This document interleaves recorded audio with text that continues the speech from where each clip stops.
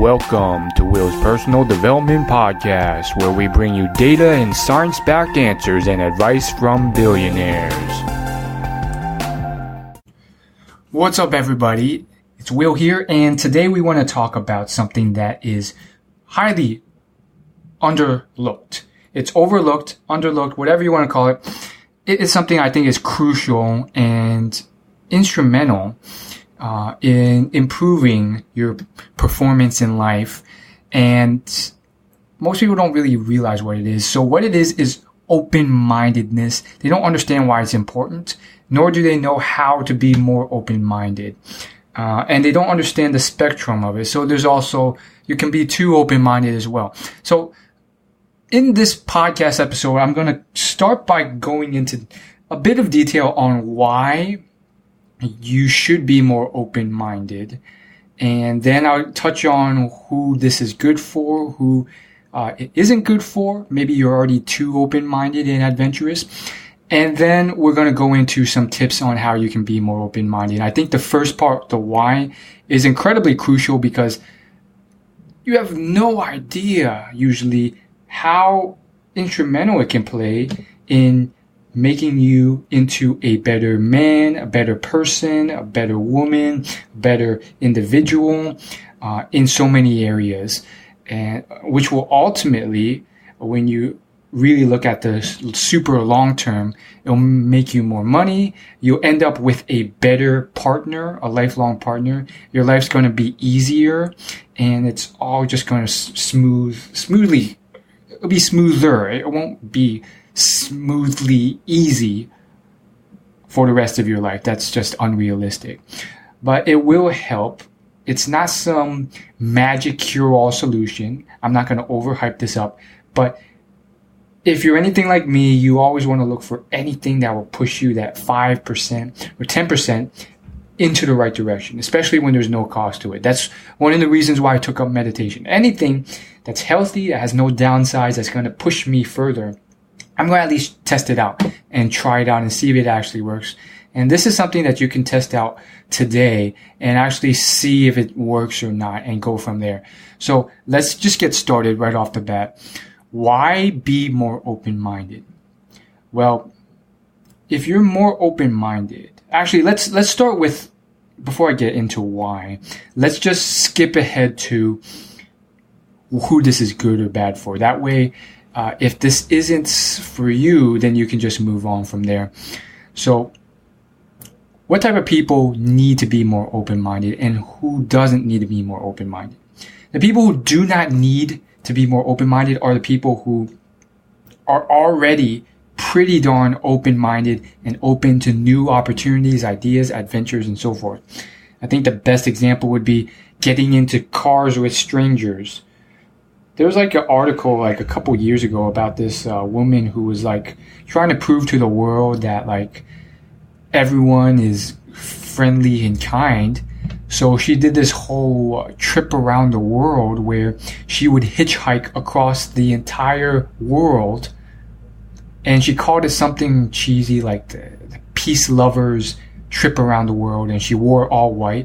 And I was reading this article, it was posted on Reddit, and essentially she got pretty far. She traveled thousands of miles until she got into the car with a particular group of strangers who were willing to hitchhike and let her hitchhike. And they drove the car, and essentially it's a sad story. She got raped and killed.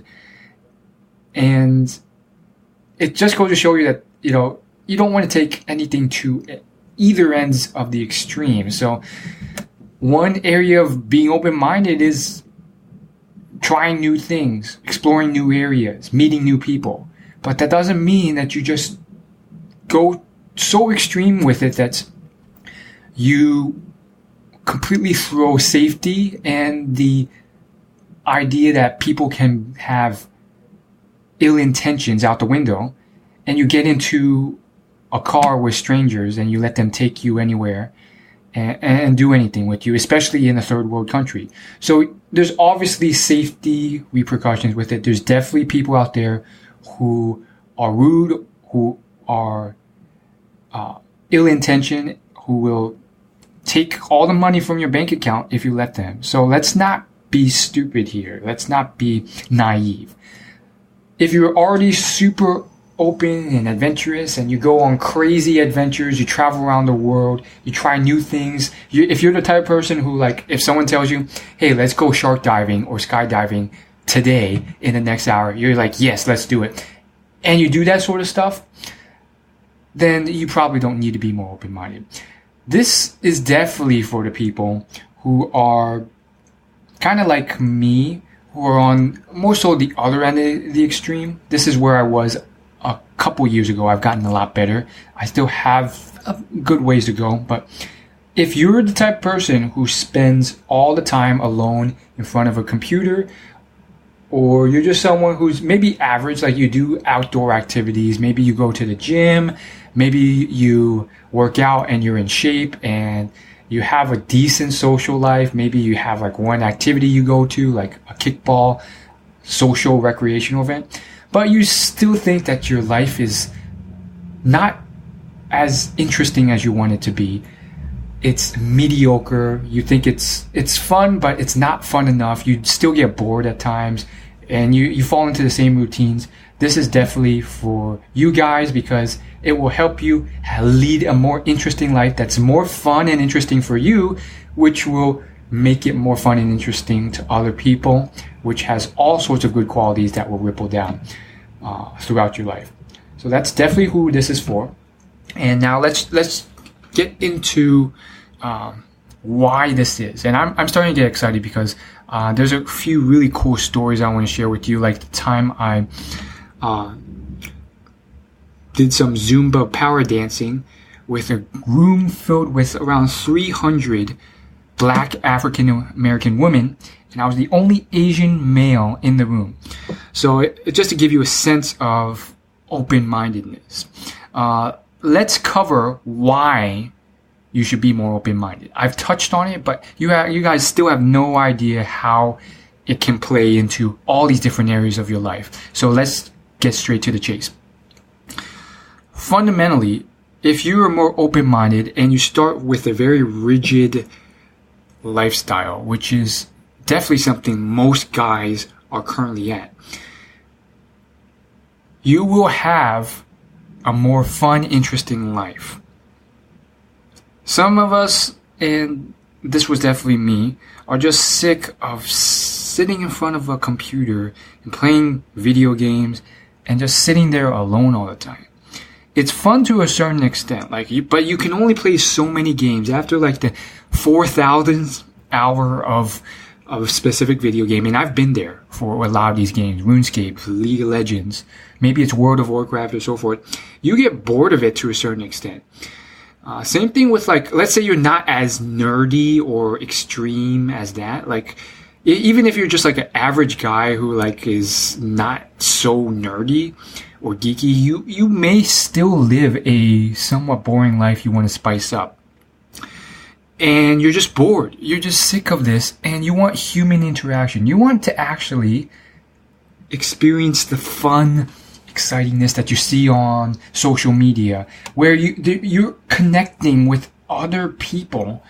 And maybe you're just sick of driving to the gym every single day, driving to work and then driving back home and then driving to the gym and then listening to a podcast at the gym and then coming back from the gym and going home and then eating your dinner. And it's the same repetitive, mediocre life. Like that was really what spurred it for me. Like, I don't want to live a mediocre life.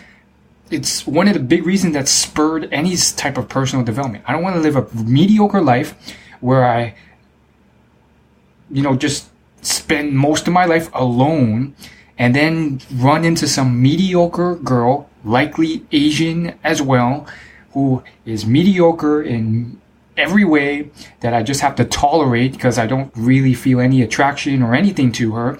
And then I just live a mediocre life with a mediocre job, mediocre income, and do mediocre things like maybe going to the gym or tolerating annoying children that I have to raise, and tolerating the fact that my wife is like, spending all my money on stupid stuff. That's kind of what prompted me to go for a change. And it seemed almost impossible to make that change at the time, but I wanted to. Now, you may have different goals or motives or something similar, but you get the idea here. The first fundamental reason why you should try and be more open-minded is because it will lead to a more fun and interesting life where you're actually connecting with real people. And that's really what excites me. There's fun that can be had on your own with video games or staring at a screen of some sort, or even board games with other nerds. I've definitely played a lot of board games with a lot of nerds, with a lot of very intricate, unique strategies and stuff that you've never even heard or seen of because they're so niche or nerdy. However, there's also the element of the other fun stuff that I think, you could call them quote unquote jocks or popular men, but I really am starting to see them less and less as us versus them. Like, they're just people too. Like, there are a certain segment of them that may have bullied nerds or you in high school, or maybe you are one of those athletic, muscular guys. Like, as I've been getting more muscular and going to the gym and just trying to change my skinny physique, like, I'm starting to realize that they're not bad people at all. Like, some of them are worse. They started off skinny too, or they're just like really friendly people. So I don't think that you should continue the cycle by just hating on them, especially when they're nice to you. Sure, there are rude ones too, but if you do meet a rude jock, then just, you can be rude back if you want, or just ignore them. But you don't have to continue the cycle. My point is that not all jocks are so mean, so don't assume things. And by assuming it, you're being the mean one first, and you're doing what they did to you. So that was a bit of a tangent, but back on track. It will lead to more interesting stuff. Like, I actually like hanging out and connecting with attractive women rather than, some virtual, clearly fake or pornographic image on a screen. That's just not gonna do it. Like, at some point at the back of my mind, I'm like, this is fake. I know it's fake. Like, it's not getting me the same thing. How about a real legitimate person for once? So you can kind of get a sense for why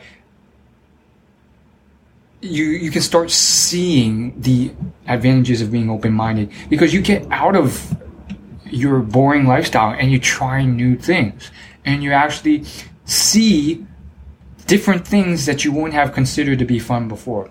Another advantage of being open-minded is that it's crucial to breaking your pattern. A lot of people stuck in the rigid state of their life, one of the big reasons that causes that is that they have a very, very rigid set of standards for what is actually fun to them.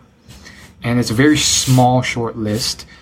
I definitely had that. I think some nerds and geeks out there have it to an extreme. I don't know if I can help those people because they're just so stubborn.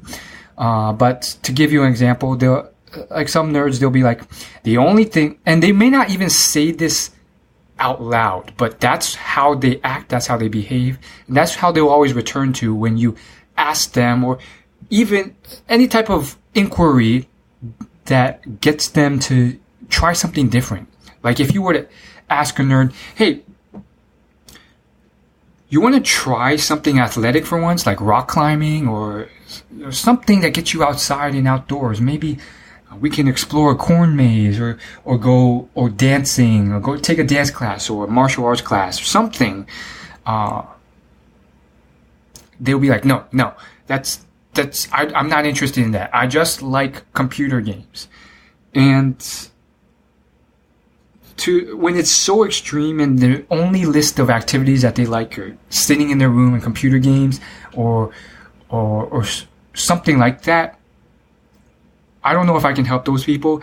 Those people have deep internal excuses that go deeper than that. It's not, that's just a rationalization. The subconscious tends to rationalize anything that it can't explain, even if that reason isn't true. And it's something deeper. The real reason is usually something like they're nervous or they're fearful or they're shy in those environments. And it's not that they're not willing to try, or they're scared that they'll be embarrassed in those environments because they're not athletic, and so on and so forth. Maybe it's that they just don't think that they can have fun in that environment legitimately, and it's they're not even willing to try. So we'll get into tactics later on as to why a lot of these false beliefs are not true. But I'll try my best to help those people. But I'm mainly more trying to help people who are more average, because they're less of a Herculean feat to try and help. Like some of those people, those extreme nerds out there, like because I was clearly in, or not as extreme, but towards that category, I know how hard it is. So it's like pulling teeth, like it's tough to do. Now, I've touched on some of the fundamentals, but what are some of the other really cool reasons why being more open-minded can help you? Here's another huge one. It makes you more interesting, which makes you more attractive to potential employers in job interviews, to potential people. Not only that, but potential mates in terms of the dating realm, and also in just terms of your life in general and how you view things, how you experience things, and how you look back at your memories. You'll be better off because you look at your life and you think, wow, I actually lived an interesting life. And for me, I care less about like looking at my memories. It's more about like the present moment. Like I'm actually doing something fun and exciting and like awesome for once. Like I think the world has so much to offer. Like, I mean, when I look at some of those pictures of natural scenery across the world, I'm just like amazed at how some of this stuff is even possible. Like it's straight out of a fairy tale, like what nature creates in terms of animals and natural foliage, that I just think this world is an incredible place. Why do I have to just make the false belief that I can't actually go out there and experience this one day? And I think that's what's crazy about this world. When there's like 10 billion people and almost unlimited potential in so many different crafts and areas and combinations of different things you can do, like in terms of cooking and cleaning and art and piano and rap and food and bodybuilding and all these different areas of life. When you combine that with the complexities of the human mind and a man who dedicates his whole life, a whole civilization that dedicates their whole life to a craft, you get so many interesting things. And to not see that interestingness in there or become a part of it, or not seeing that it's capable, I think, of you being a part of it, is just a waste, I think. So, again, I kind of jumped ahead slightly because I was just so excited about that, but you can kind of start, that was a little hint, a little taste of how you can start seeing what's amazing about the world that most people are missing. So back to the main point, you become a more interesting person and you get to experience a life that you enjoy more, that's more fun or more amazing. And I think whether it's through social media or movies or documentaries or just seeing real life, there's certain sparks of those moments where I just think, or I just get inspired. And that's a quick tip for you guys. If you're interested in, seeing the potential of what's out there, that's what you can do. So you just live a better, more fun life. And it kind of compounds too. So another benefit to open-mindedness is that when you go from someone who just lives a boring life of work at a cubicle and then you're off to your one hobby that you don't even really like that much, and then rinse and repeat, and you turn that life into something where you're actually living a more fun life, you become more interesting, which attracts more women who are higher quality, which leads to more interesting things in and of itself. Maybe this woman does more interesting stuff, which will lead you to more interesting stuff. Or she brings more experiences through her personality, what she talks about, how she lives her life, and you live an even more fun and interesting life. So you can kind of see how it compounds from there. Now, also, open-mindedness can help from a creative and skill set standpoint for earning more money. Just think about it from a creativity standpoint. When you're open to new ideas and you're not closed off to them from a mathematical, logical invention standpoint, or even a just pure creative standpoint in terms of like painting or rap music, you take in new ideas you wouldn't have. And it seems obvious, but how many people are just so rigid? I think there's so many people in business, especially, who fail to get to the next level because they've been doing the same way of business for years and years, and they won't consider the idea that there's a better way out there. And even if people try and give them advice for free that will help them make more money, they refuse it. They're stubborn because they're stuck in their old ways. There's so many different examples of this. Maybe, a brick and mortar business refuses to advertise or adopt social media or the internet as a whole. And they end up missing out on all that search traffic from people for searching local things in their area, like local Texas martial arts facility. And so on and so forth. Like you get the idea. I think there's a lot of benefits to this. And when you look at like Warren Buffett or Charlie Munger, these people at the highest levels, Bruce Lee as well, when it comes to martial arts, they are very scientific in their thinking. They will adopt new strategies and throw out some of their most cherished belief systems about how business or martial arts functions, because they know that to get to the next level, they have to seek the truth rather than cling to a model of reality that may have suited them really well in the past, but has proven to be not as effective. And that search for truth is something that, if you study the history of scientists, it was really hard for even a scientist to adopt. It was really the death and then new scientists that came about who were willing to adopt those new ideas, who were younger, who really kind of progressed society. Like some of these scientists, they had the hardest of times, even though the whole principle of the scientific method was to throw away theories that were no longer as good.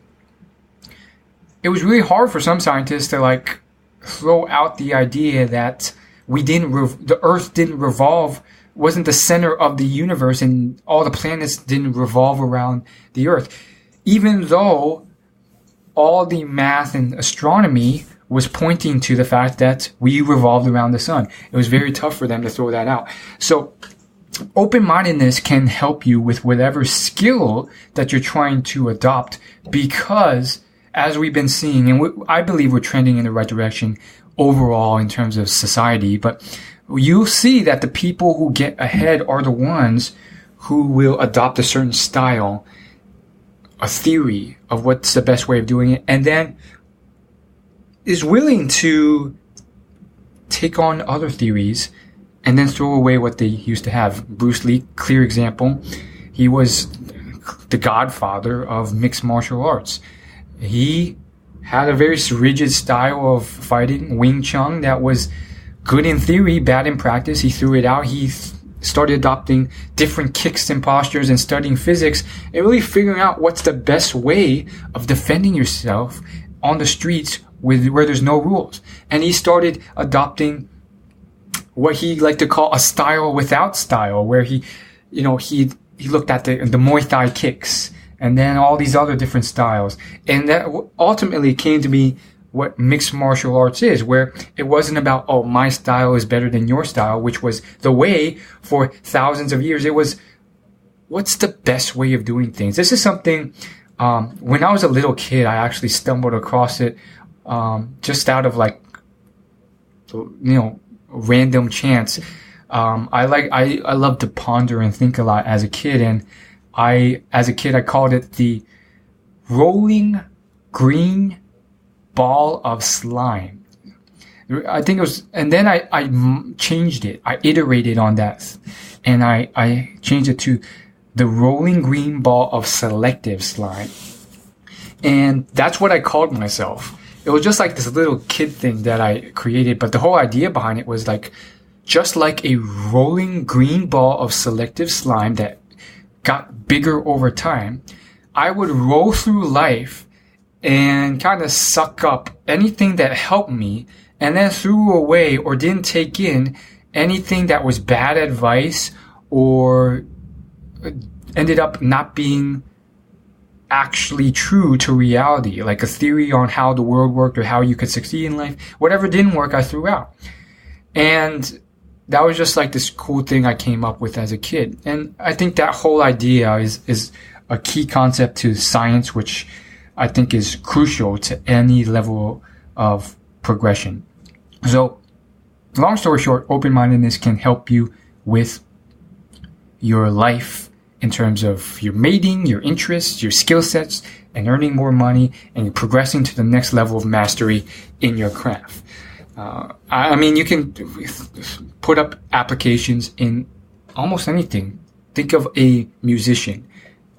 So if you look at some of the top musical artists these days who make millions of dollars, they were always open to try out new genres of music, or at least new ways of conducting their business in terms of the instruments they used, how they produced their music, different riffs, different hooks, different styles of music. Maybe they threw in rap. They evolved so that they didn't remain one-hit wonders. That doesn't mean completely throwing away your genre completely, but sometimes it means trying new things and really seeing what's working.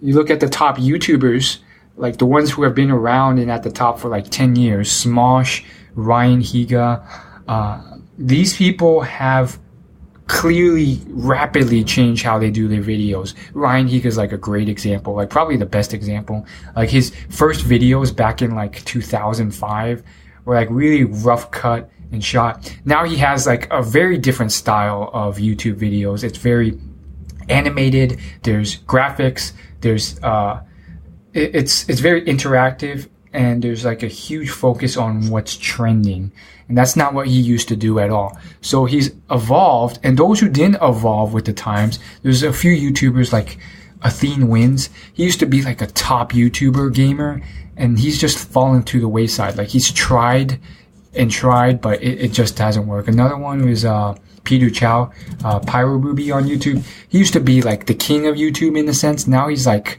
getting like 1,000 views per video. It's like, it's tough.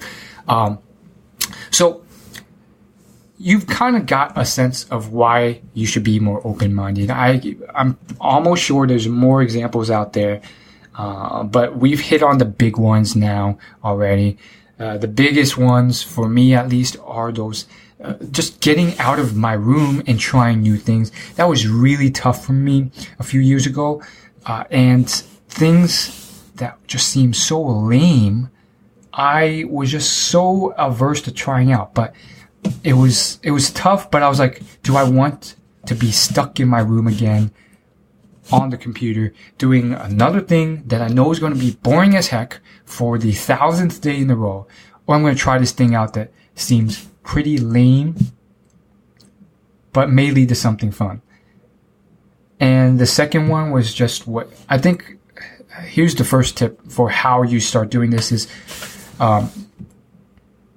you have to have some motivation that really pushes you or pains you so much. The alternative is so painful that you don't want it. And for me, it was that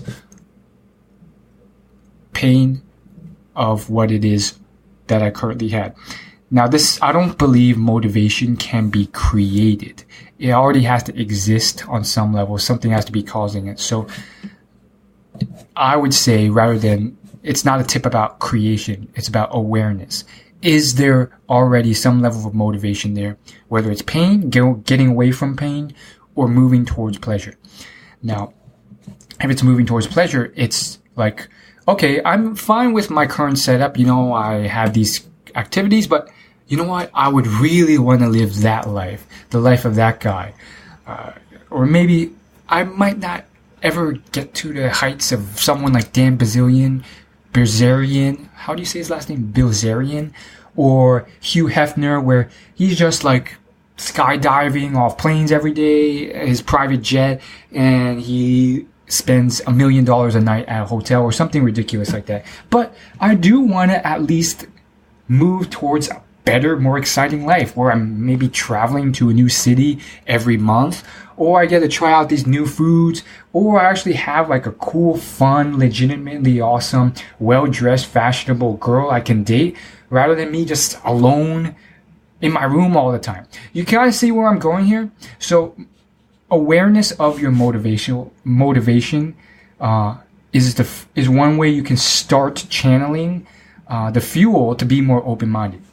Now, the second step, another tip to be more open-minded, is to just go for it and try out the lame activity, knowing that it is lame.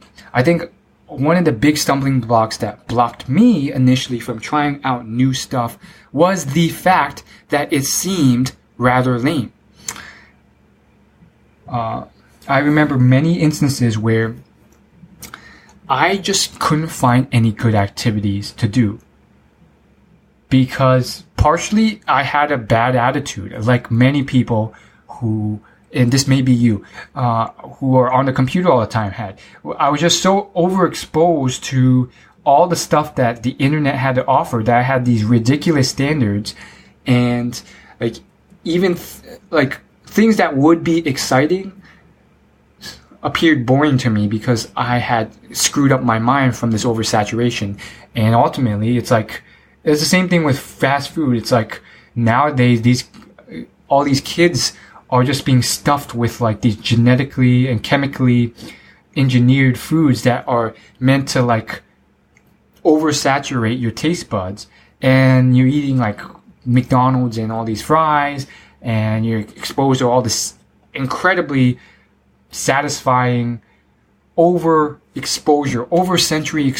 sensory exposure of your mind and body with these like videos you see on YouTube or social media, that when you go into the real world, things that to a normal human before the internet and technology came along, which would be exciting, like a literal hawk coming down and scooping out a squirrel and clawing out its eyes and flying overhead, and then dropping the squirrel into a pool of water, which actually happened. That's a story for another day that I almost experienced. I missed it, but then someone told me about it. It's a story for another day. But normal stuff like that, people would find boring. I would find boring because it's not as exciting as these well-shot, well-cut videos that Casey Neistat or some other YouTube vlogger posts on their channel. And therefore, what we end up doing is we sit in our rooms constrained, living an even worse, uninteresting life because we would rather live vicariously through some other person and ultimately, in reality, live a boring, mediocre life than to actually go out and live a slightly more interesting life in real life as opposed to just sit in your room and virtually experience someone else living such a great life. So there's definitely more to it than that. Like, there's psychology, all sorts of other stuff. But I believe to the average person, that's where it's at. To the more extreme nerds out there, who are kind of stuck in this state, it could be, and I think there's parts of this, in it for me, where it's deeper psychology, where you're just thinking deep down that, hey, I just don't want to do this because it's kind of boring or mediocre, or it's not as good as what that guy's doing on his vlog. Whatever it is, you can't be stuck in that state. That's the long story short of it. So ultimately what I'm saying here is another tip that you can do to be more open-minded is to just try out the seemingly lame activity. Maybe it was because of my location. I think it was, but I just didn't have many choices to go with. If you live in a city, it's different. But oftentimes I would go on meetup.com, and the only things that I could see were kind of lame to me. Very lame, in fact. And it was if you were to really dive into your psychology, it's usually not so much lameness, but in reality, and it's something you may not be admitting to yourself, it's because you think you would be embarrassed in such a scenario yourself. I think that's really deep there. Like, one time I went to a country bar and everyone was wearing, like those country shoes, like those boots, and they were wearing these cowboy hats, and everyone was white, and I was like embarrassed. But then when I really thought about it, it was because, if anyone else I knew found out that I was here, then I would be embarrassed. And then I was like, well, why does that even matter? They're not here. Everyone here is a stranger. And even if they did, and they were to laugh at me, are they truly my friends anyways? So they're not. Ultimately, I ended up doing something that was kind of cheesy to me, like the country music they play. Like, I'll listen to country. I do have a few country music artists that I like. Blake Shelton, Tim McGraw, a bunch of those guys. Having said that, they were playing this really cheesy country music, country Europe, and the point was, it was uncomfortable. I'd never done country line dancing there before. I was also embarrassed and insecure for my own reasons because I was the only Asian guy there. I thought they were going to, I don't know what the heck they were going to do. I felt threatened even because they were like, oh, what's this Asian guy doing here? But ultimately, I put it aside and I went in there with an open mind. With the only goal was to not get killed, not get hurt, and to have fun. And ultimately, I started realizing after talking to these people that the physical threat there was not existent. People were friendly. And then it was all about just having fun. And it was kind of cheesy doing the line dancing. It was very basic dancing steps. But over time, when you kind of push through what kind of seems lame, and you reflect and you're in that moment and you're experiencing what's going on, all of a sudden you just think to yourself, oh my goodness, I can't believe I'm doing this. I'm in this room with all these people. I'm the only Asian guy in this room of country lovers. They're all wearing these cowboy hats and boots. No one else I know would even consider doing this. I'm living an interesting life. And in your head, you do a mini celebration, and it's exciting, and you get exhilarated. So that was my story in a nutshell with the whole country line dancing thing. I'll definitely return one day. I think I've gone 2 or 3 times since then. Haven't been because I've kind of found other hobbies that I like more, but I think I definitely will go again one day. There's millions of Americans who love country music and line dancing. It's a bit bizarre to me, but nonetheless, there you go. A lot of the modern millennials I know, they don't do that stuff, but nonetheless, there's still a lot who do, which is funny. They still come from that old ancestral tradition. It was an interesting experience, nonetheless. So when you push through that lameness, you actually start seeing what's interesting. Another huge part about following your passion or finding your passion is that you really don't know what you like or you don't like until you have experienced it numerous times. There's a well-known YouTuber in the business and entrepreneurship space called Evan Carmichael. And that's one of the things that he says a lot in his videos. He uses the example of salsa dancing. He was dragged to a salsa class by his wife. He thought it was going to be lame and stupid. And his whole maxim or mantra is that I will try anything out twice, because the first time you may have just had a bad experience there, and it may not be indicative of a real experience or try. So he tries everything twice, and it's because you never know. And what ended up happening was he realized he loved salsa dancing. And over the next few years, he ended up, I think, investing and being a founder of one of the largest Canadian salsa dancing education companies, which is crazy. So something that he thought he liked or didn't like, sorry, I misspoke there. Something he thought he didn't like, he ended up liking, and he never would have known that if he had not experienced it in the first place. So when you have to keep that in mind when you go, you don't want to do something that seems lame, because it may not be lame when you actually try it out. Honestly, country music is growing on me. It's not horrible. I would do it again. It was moderately fun. Some of those line dancing moves do get a bit intricate. I'm telling you, it's not as easy as it sounds. Another thing, there's many other examples. Tai Lopez had a very similar story. He's another YouTuber, entrepreneur. It was actually the opposite. So he founded a salsa nightclub company. And this is a story that he loves repeating in his videos. He thought he loved salsa. And it might have been tango as well, but he ended up starting a whole salsa nightclub dance business. But after spending 8 hours a day, every day, teaching it, he realized he liked it, but not enough. And he started hating it. So it's almost reversed. Some things you think are your passion or you love may actually just be things that you like as side hobbies, not as something you would do for your full profession, your full-time job. Now, this is not going to turn into a follow your passion, how-to guide podcast episode. There's plenty of YouTube videos I've done that have covered that topic, so you can check that out in your own time. I created a playlist of it called Follow Your Passion series.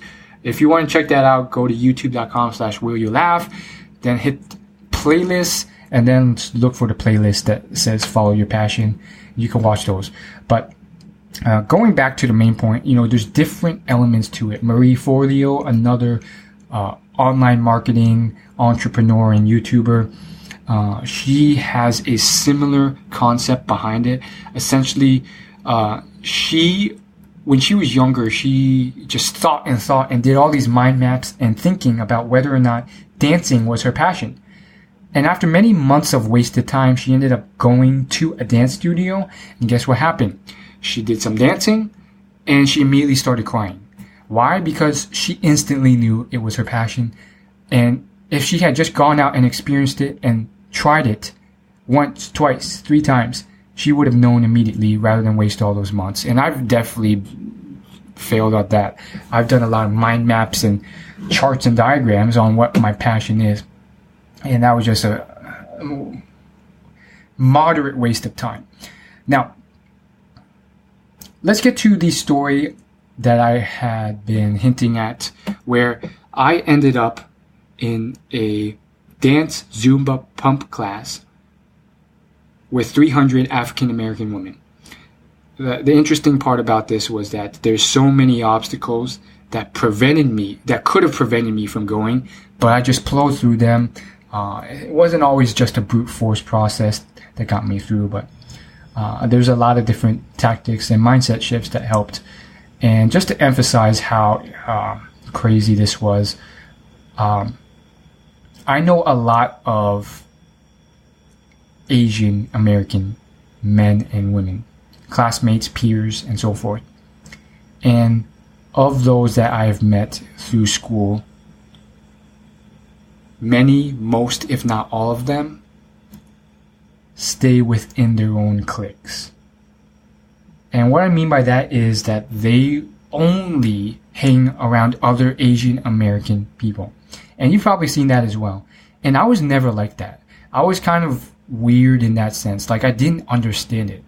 I saw a lot of great, awesome people, and I didn't really care about their ethnic color. Why should you? The color of your skin shouldn't matter, right? However, although I don't think these people really had any different belief systems, if you were to press them or ask them, their actions spoke differently. So it was really strange in that sense. Like, some of them were very cliquish, and they only hung around other Asian Americans. And it was kind of weird too. Like, there's one group of Korean Americans that I saw, and they only hung around other Korean Americans, and their cliques would be like 20 people of Korean Americans, men and women. And it was kind of weird because they had all the American cliches and behaviors and stereotypes. They had the snapback hats on, the Air Jordan shoes, and so forth. And they were American, but they weren't. They would only hang around other Asian Americans. Apparently, I heard in California that happens a lot too, depending on which city you live in. So it's very cliquish in that way. I never really got it, but there are definitely other influencers out there who are setting a good example and not being like that. If you go to the distant past, there's Bruce Lee. Bruce Lee, famous martial artist and actor. He intermingled with everyone, black, white, Hispanic. And you could see that in the movies that he did, in the interviews that he did, in the people that he had on his movies. He had, I believe it was Kareem Abdul-Jabbar as one of, who was like a famous NBA star who starred in one of his martial arts movies. So he intermingled with everyone. He was great friends with Chuck Norris, who was white. And then there's modern examples of that. There's Kong from Simple Pickup. And then there's also Timothy De La Ghetto from those two are YouTubers, and they clearly intermingle with everyone. So to each their own. Having said that, it was still a jarring experience because I knew that none of the other Asian Americans, or at least most of those that I had met in real life, would have even considered putting themselves in a situation where they were in a room of 300 African American women Zumba dancing. They would not have even got out of the car or considered it or got out of the house if that was proposed to them. So it may have been a mental block, it may have been a cultural block, maybe it's something where they didn't feel safe, or some other excuse would have come into their mind that blocked them from being more open-minded. But those are the opportunities I look for constantly to get ahead. Obviously, you want to have some common sense here. You don't want to, again, as I mentioned, go to extreme and put yourself in a situation where you may get robbed, killed, or something else, but it was fairly safe. So let me tell the story. So it was another day. I went on meetup.com, checked out what was there. Nothing was good except for this one thing where it was like Zumba class. And it was pretty far away. It was like a 30-minute drive, which was a huge block for me. I really hate driving that long distance. That's an hour on the road both ways to get there. If not more, it's usually more, twice as long, because you have to consider parking and then getting lost and so forth. But it seemed decent. Like, this was a place that was not going to be a traffic hog. I knew the area, and there was not going to be traffic jams or complicated parking situations. It was still a tough though, and I decided to go. Like, there's nothing else I was going to do, so I went. I started driving, threw on a audiobook to listen to as I was going there. I hate sitting in the car for that long, but I did what I had to do. When I got there, which was, again, the area was still somewhat foreign, but it was still close enough to home that it wasn't like hugely dangerous. I got there, parked, and I started seeing all these African American women getting out of their cars.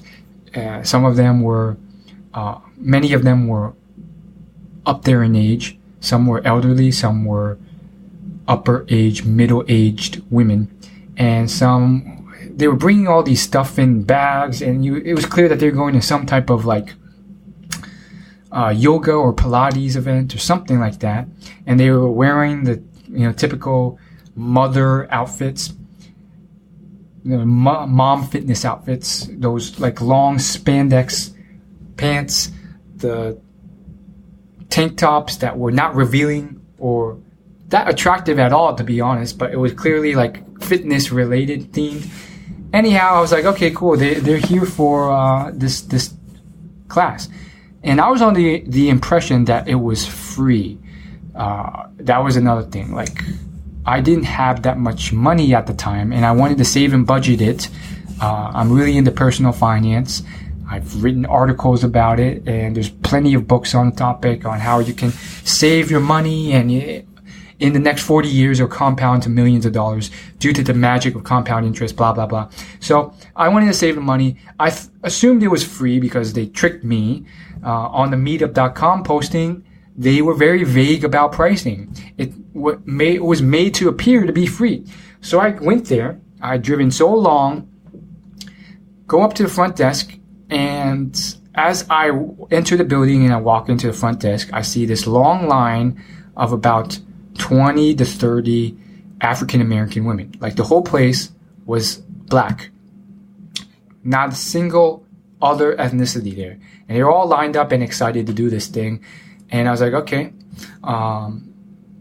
I've been in multicultural environments before, so it wasn't a huge deal. I noticed it, and I was like, okay. A little bit nervous, but nothing crazy. And then I also noticed, whoa, they're really kind of excited for this. So it was kind of weird because I didn't expect women to be that excited. Like, they were jumping up and down for just this class. I was like, okay, I would have never thought women are so interested in stuff like this. So again, new experiences, new ideas. And I go up to the front desk and talk to the lady there, and she's like, okay, $15.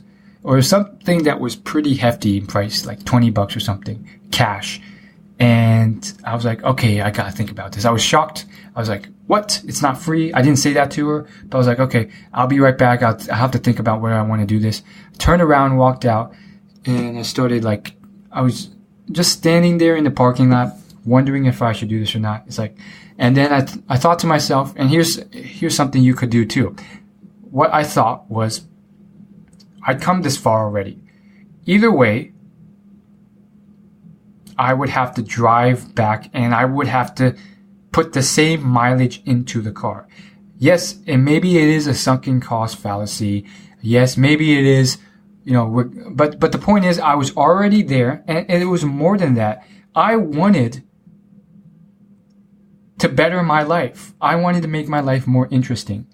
And I was at a crossroads. Return home, and all I could really do was tell myself that I had missed an opportunity, and I would have just been alone the whole day like usual, in my car this time though, or spend a little bit of money that I didn't really want to spend,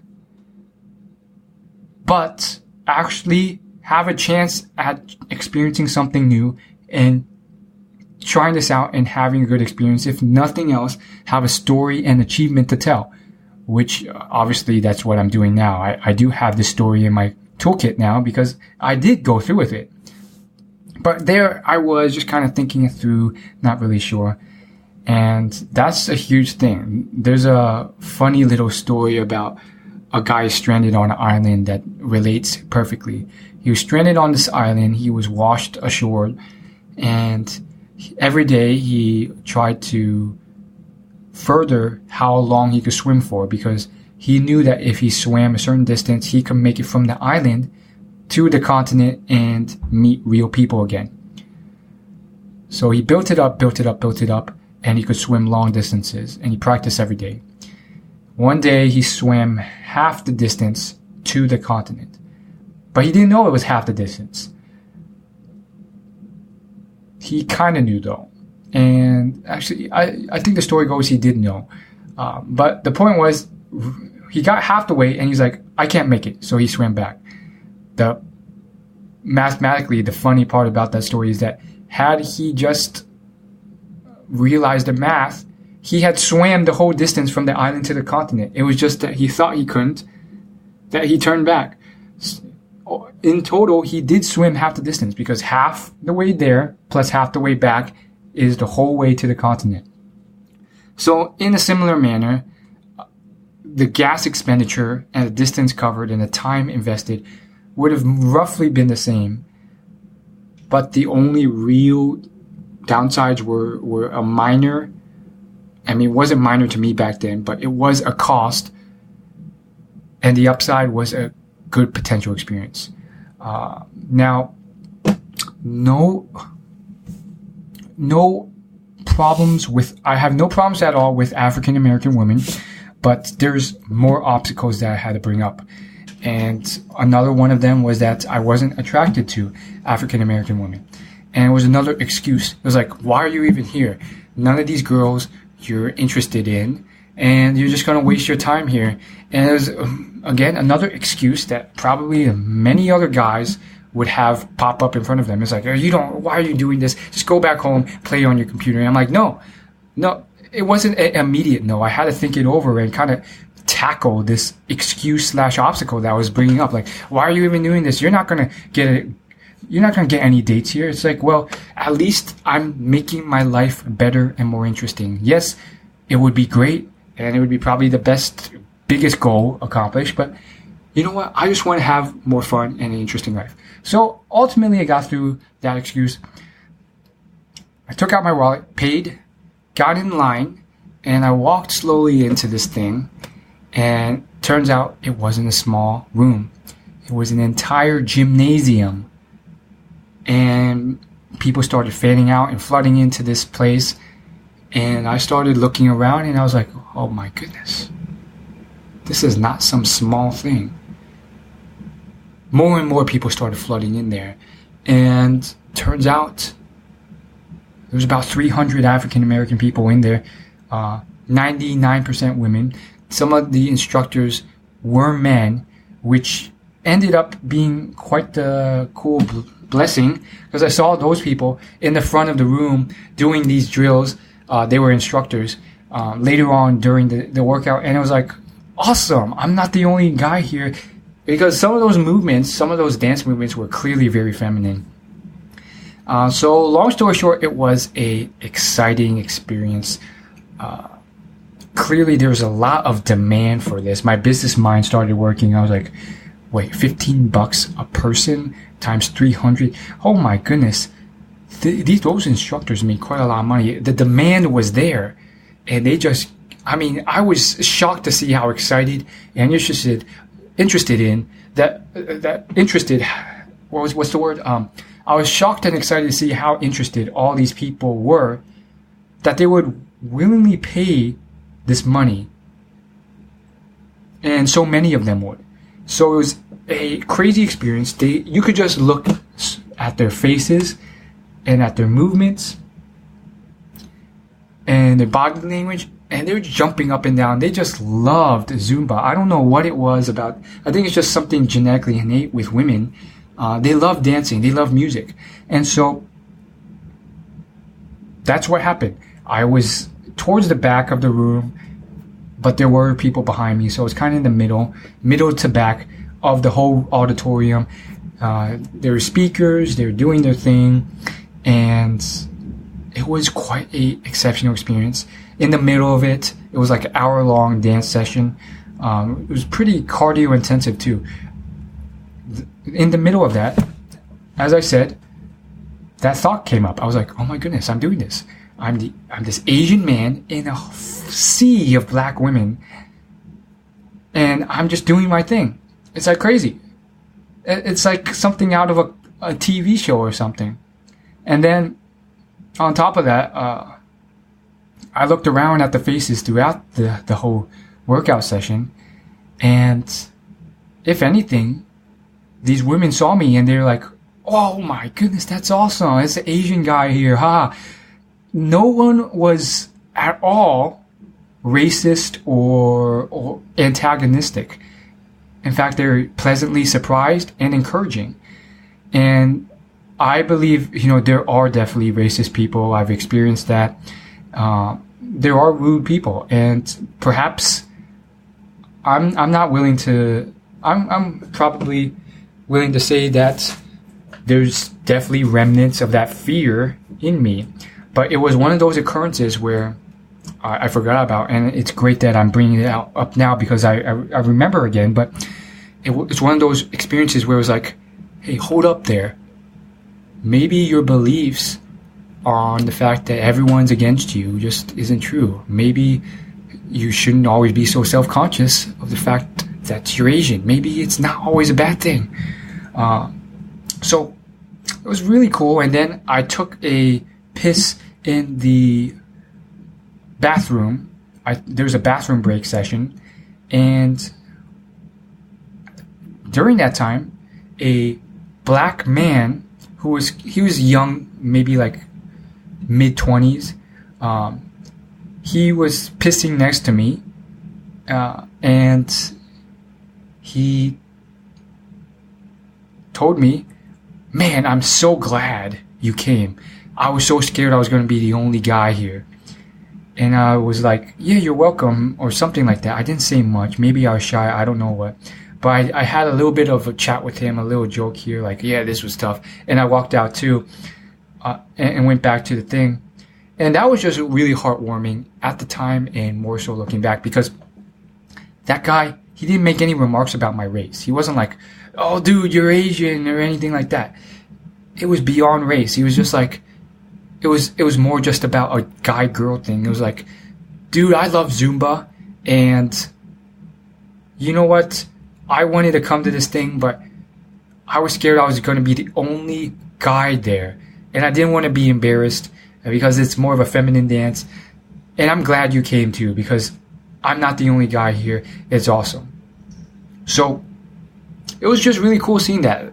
It was also a reminder that other people have other insecurities. I think everyone has insecurities no matter what. And they're always dwelling on what they don't have, whether it's they're too short or too tall, or they're the wrong gender, or they're the wrong sexuality, or the wrong height, or the wrong facial shape, or they're not muscular enough, or too skinny, or too muscular, or too fat, or too not fat enough, or whatever it is. They all have something that they can be insecure about. They're not fashionable enough, they're not rich enough, they're not poor enough, all these things. And there is some truth to some of those insecurities. But I also think that there's always something that you can bring up. And therefore, there's always a crutch for someone to lean on, no matter where you are in life or how successful you are. And if you don't look beyond that, and if you don't let go of the fact that you don't have to be perfect, because you don't, then you're always going to lean on that crutch, and you're never going to get ahead. You're never going to break through those limiting false beliefs, and you're never going to actually make progress. So that's it from that. That was the insecurity for me, and it was a great experience. There was actually a father-daughter duo who were white there too. The father was like this manly country father with the trucker hat on, and he was clearly there because his daughter was there. And the daughter was loving it. She was definitely like mid-20s as well, moderately overweight, but she was just loving Zumba. I don't know what it was. She was just so excited to do this. The dad was awesome dad. He was clearly there and dancing alongside of her because he was a dad and he wanted to accompany his daughter to something that his daughter loved. So he's a great dad for being so open-minded to do that. Especially in a sea of black women too. So props to him for doing that too. They really love what they're doing, and especially because the dances had a lot of feminine movements. Big props to that guy, because he was doing some cool stuff and just being there. So it was just interesting seeing that whole dynamic too. And it wasn't all just feminine movements. There was a part like towards the end of the routine where a male instructor who was moderately jacked went up to like the front, and it started to transition into like a boxing type dance routine, and that's where it got more masculine. And I was starting to get really into it too. He was doing all these kicks and jumps and punches to the beat, and I was like, hey man, this is actually pretty darn cool. And he had this like deep voice, and he was like, oh, punch, left, right, back, turn, and it was vibing really well with the like music that was like really like fast paced. And it was in that moment where I was like, my insecurity that I was being too feminine or just making a fool of myself by doing these feminine routines, it evaporated because this masculine guy up front was doing it too. And it just speaks to other insecurities that may be holding you back from doing embarrassing things or being more open-minded, which is that, it's not about how feminine a routine is. It's about how masculine are you as an individual, how secure you are with yourself, that you don't get embarrassed about these things. And Terry Crews is a great example. He's this big muscular guy, but he loves singing like feminine songs. He actually did a lip sync battle fairly recently where he sang a really feminine song, 1,000 Miles by Vanessa Carlson. So that's a fun, awesome YouTube video. I encourage you guys to watch. So cool stuff, awesome stuff going on here. I highly recommend you do something similar. So that's my story with the whole Zumba dance class with all those people. In fact, towards the end, the instructor who had her whole microphone set up, she had a whole mic attached to her ear as she did the dance. So it's starting to get pretty advanced. You could tell that they were investing in equipment because the business was doing well. But she started walking around the room and doing dance workouts and the whole moves with the whole room. So she wasn't just in the front, she was kind of moving around with the beat too. And towards the end of her movement throughout the room, she came up to me and she was just so excited. She didn't stay on me long, but she was just yeah. And she was excited. She was doing moves in front of me and doing them with me. And it was just one of those things where she was clearly excited to see an Asian guy there, but it wasn't overemphasized at all, where it was oh my goodness, you're Asian. And she just moved on from there, and it was just so exciting and welcoming to see that. So just to give you more comfort if you were to be in any situation like that. Long story short, try it out, be more open-minded, try new things. I've been testing out all sorts of new things recently, whatever I can. I've done tango classes, I've done ballroom classes, I've done Muay Thai, Krav Maga, I've done CrossFit, improv class, all sorts of these different things. And for me, budget-wise, I do a lot of free trials, or I look for those holidays or expo events where they will do weekly or monthly free classes. Lululemon has free yoga classes. I've done that. Or sometimes there will be a free Pilates week. There's a national free Pilates and yoga week every year. And I'm always on the lookout for events and holidays and stuff like this. But the best solution would be to have money, because that way you actually form a community and you could go back to these classes and actually see people that you know on a consistent basis, which builds the tribe-like community that we are genetically suited for.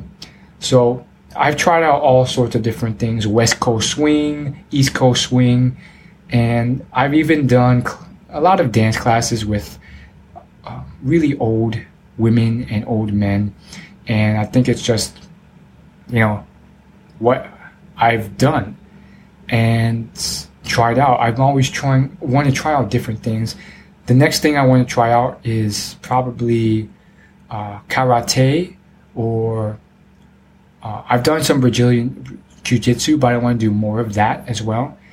Or I want to do some type of dance. I really want to try out modern dance, modern artistic dance, where it's kind of it's kind of weird. It's a different form of dance. I've done hip hop dance too.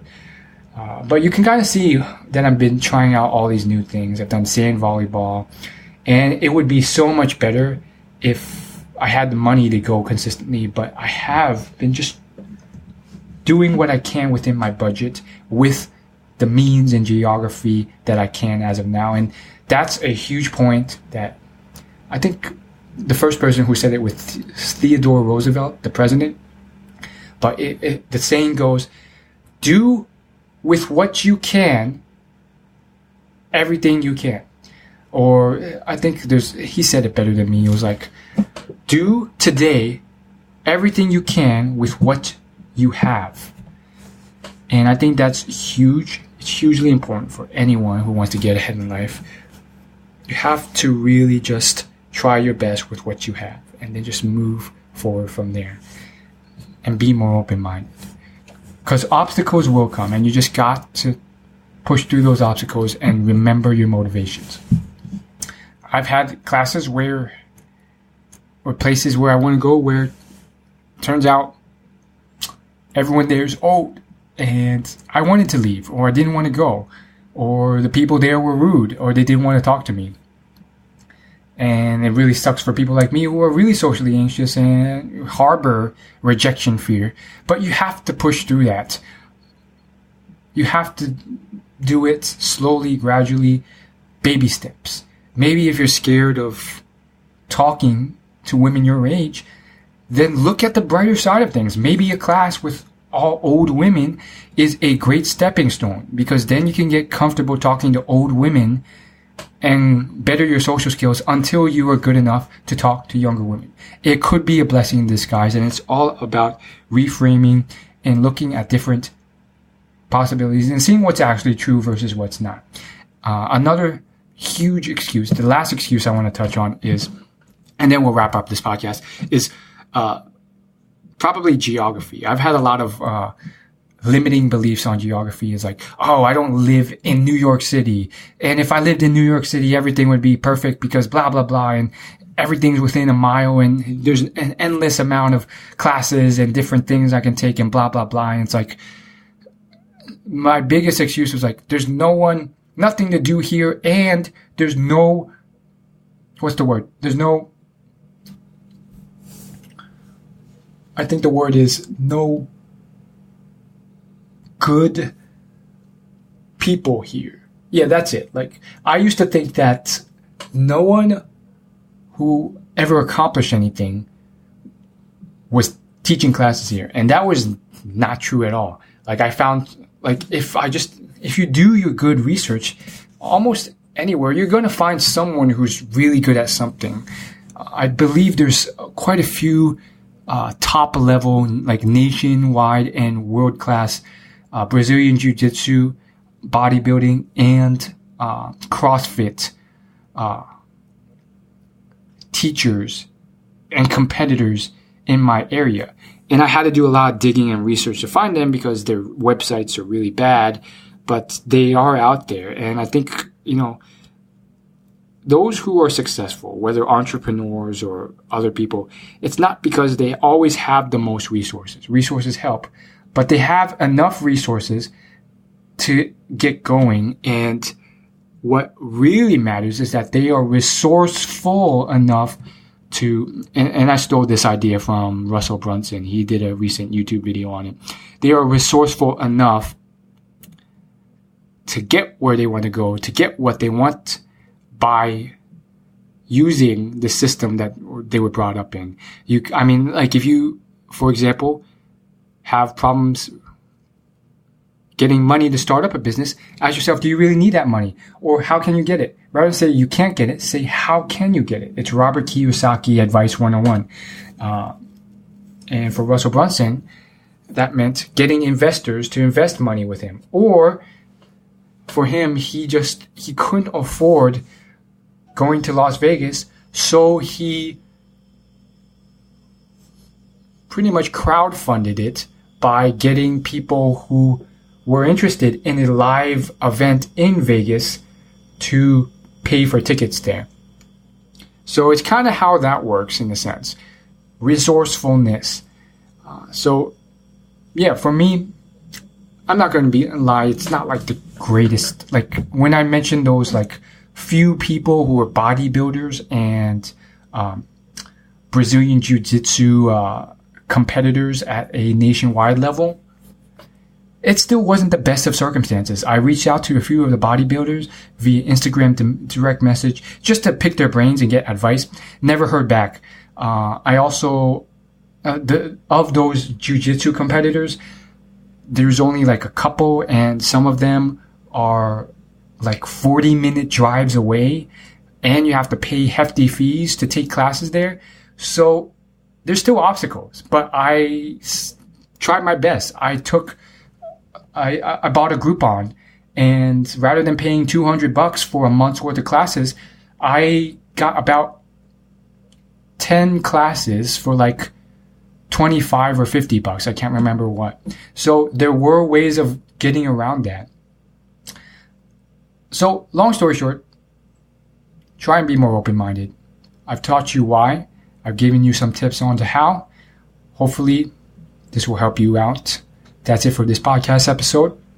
And I have one request of you, and that is to join my email newsletter. If you go to willyoulaugh.com, there's plenty of different places on my site where I offer something on my sidebar, on top of my site. And you can click there and you enter your email address, and I will send you some of the most value-packed advice, information, resources on the web on reaching your full potential and living the life of your dreams. No oversized or overhyped promises, just real solid advice that will get you 1% closer to your goals every single day based off new science and advice from world-class people. Please check out my email newsletter. It's where I post and send the best stuff that I have to offer. Check it out. It's completely free. And if you are a helpful person, please go to willyoulaugh.com/podcast. It will redirect you to iTunes. Please leave a rating and review because those help out with my iTunes rankings and get me seen more on Apple Podcasts. Thanks for listening. Please share this podcast. But if you do nothing else, just join my email newsletter. See you guys later. Peace.